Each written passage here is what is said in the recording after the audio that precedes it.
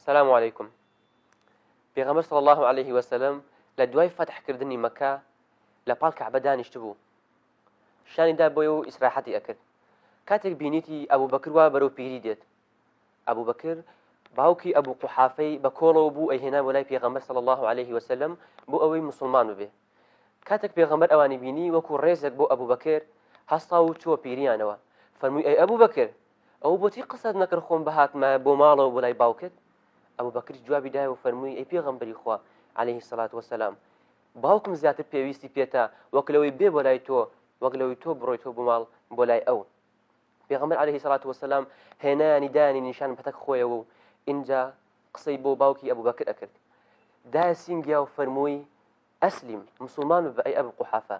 پاشان ئەویش دەستی خستە ناو دەستی پێغەمبەر عليه الصلاة والسلام و مسلمان بوون.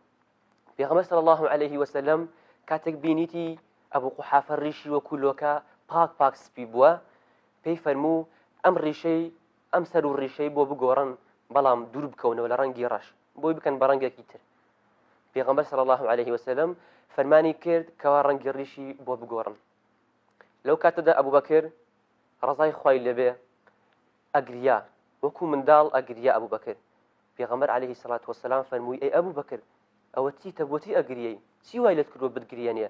ئەبوو بەکر فەرمووی ئەی پێغەمبەری خوا، سوێن بەخوا ئەگەر ئێستا لە جێی باوکی من مامەی تۆ بوایە و بەیعەتی بدایە بە تو مسلمان بوایە، تۆ دڵت خۆش بوایە بە مسلمان بوونی مامەت، سوێن بەخوا من ئەوەم لا خۆشەویستتر و ئەوەم لا خۆشترە وەک لەوەی ئێستاکەوە باوکی خۆم مسلمان ئەبێ.